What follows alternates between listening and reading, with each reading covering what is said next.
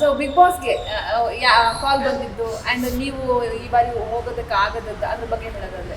ಇಲ್ಲ, ಇದು ಸಿನಿಮಾ ಇಲ್ಲ ಅಂದರೆ ಹೋಗ್ತಾ ಇದೆ. ಬಟ್ ಸಿನಿಮಾಗೋಸ್ಕರ ಇಡೀ ಚಿತ್ರತಂಡ ತುಂಬ ಕಷ್ಟಪಟ್ಟು ಮಾಡ್ತಾ ಇದ್ದಾರೆ. ಹಂಗಾಗಿ ನಾನು ಎಲ್ಲೋ ಒಳಗಡೆ ಹೋಗಿ ಅಲ್ಲಿ ಏನೋ ಒಂದು ಈಗ ಈ ಸಿನಿಮಾಕ್ಕೆ ಫುಲ್ ಹೇರ್ ಸ್ಟೈಲ್ ಬೇಕು, ಇದು ಬೇಕು, ಏನೇನೋ ಬೇರೆ ಬೇರೆ ಕನಸಿದೆ, ಅದೆಲ್ಲ ರಿವೀಲ್ ಮಾಡೋಂಗಿಲ್ಲ. ಇನ್ ಕೇಸ್ ಒಳಗಡೆ ಹೋಗಿದ್ದಿದ್ರೆ ನೋಡಿ, ಈಗ ತಲೆ ಬೋಳ್ಸೋ ಅಂತ ಒಂದು ಟಾಸ್ಕ್ ಬರುತ್ತೆ, ಅದು ಬರುತ್ತೆ. ಏನಾರ ಮಿಸ್ ಆದರೆ ಮತ್ತೆ ಹೇರ್ ಸ್ಟೈಲ್ ಬರೋಕ್ಕೆ ಮತ್ತೆ 6 ತಿಂಗಳು ಕಾಯಬೇಕು. ಅಷ್ಟೊತ್ತಿಗೆ ಆಗಲೇ ಒಂದು 10-12 kg ಸಣ್ಣಾಗಿದ್ದೆ. ಒಂದು 10 kg ಸಣ್ಣಾಗೋಕ್ಕೆ ಸುಮಾರು ಖರ್ಚಾಗಿತ್ತು. ಆಮೇಲೆ ಸುಮಾರು ಒದ್ದಾಡಿದ್ದೀನಿ ಜಿಮ್ಮಲ್ಲೇ, ತುಂಬ ಒದ್ದಾಡ್ಬಿಟ್ಟಿದ್ದೀನಿ, ಜಿಮ್ನೇ ಮನೆ ಮಾಡ್ಕೊಂಬಿಟ್ಟಿದ್ದೀನಿ. ಹಾಗಾಗಿ ಅದೆಲ್ಲ ಹೋಗ್ಬಿಡುತ್ತೆ. ಮತ್ತು ಆಚೆಗೆ ಬಂದು ನಾನು ಬಾಡಿ ರೆಡಿಯಾಗಿ ಸ್ವಲ್ಪ ಏನೇನೋ ಆಗಿ ರೆಡಿ ಆಗೋಕ್ಕೆ ಮತ್ತೆ 1 ವರ್ಷ ತಗೊಬಿಡುತ್ತೆ ಅಂದ್ಬಿಟ್ಟು ನಾನು ಅವ್ರ ಹತ್ರನೇ ರಿಕ್ವೆಸ್ಟ್ ಮಾಡ್ಕೊಂಡೆ. ಸರಿ ಆಯಿತು ನೋಡೋಣ ನೆಕ್ಸ್ಟ್ ಸೀಸನ್ ಅಂತ ಸುಮ್ಮನಾಗಿದ್ದಾರೆ, ಬೇರೆ ಏನಿಲ್ಲ.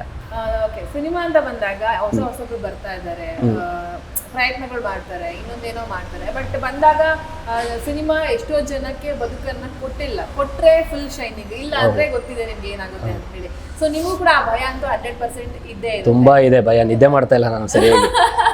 ನಮ್ಮ ಸಿನಿಮಾ ಟೀಮ್ ಅವರು ನಿದ್ದೆ ಮಾಡಿ ಕಣ್ ಚೆನ್ನಾಗಾಗಲಿ, ರೆಸ್ಟ್ ಮಾಡಿ, ನೀವು ಯಾವುದೋ ತಲೆ ಕೆಡ್ಸ್ಕೊಬಿಡಿ, ಅದಕ್ಕೆ ಅಂತ ಮ್ಯಾನೇಜರ್ ಇದ್ದಾರೆ, ಡೈರೆಕ್ಷನಿಗೆ ನಾವಿದ್ದೀವಿ, ಕತೆ ಬರೆಯೋಕೆ ಅವರು ಇದ್ದಾರೆ, ಎಲ್ಲರೂ ಸಪೋರ್ಟ ನಾವು ಮಾಡ್ತಾಯಿದ್ದೀವಿ, ನೀವು ಆರಾಮ ರೆಸ್ಟ್ ಆಗಲಿ ಅಂತ ಯಾರೂ ಹೇಳಲ್ಲ. ಬಟ್ ಇವ್ರು ಹೇಳಿ ನನ್ನನ್ನು ರೆಡಿ ಮಾಡ್ತಾ ಇದ್ದಾರೆ. ಆದರೂ ಎಲ್ಲೋ ಒಂದು ಕಡೆ ಭಯ ಇದೆ ನನಗೆ, ಜನ ಹೆಂಗೆ ಇದು ಮಾಡ್ತಾರೆ, ಏನು ಕತೆ, ಹೆಂಗೆ ಒಪ್ಕೊತಾರೆ, ಏನು ಕತೆ, ಅದು ಮೇಯ್ನು, ಅದು ಭಯ ಇದೆ. ಪ್ರತಿಕ್ಷಣದ ಸುದ್ದಿಗಾಗಿ Zee Kannada news app download ಮಾಡಿ. Live TV, latest updates, entertainment, lifestyle, technology ಸುದ್ದಿ ನಿಮ್ಮ ಅಂಗೈಯಲ್ಲಿ.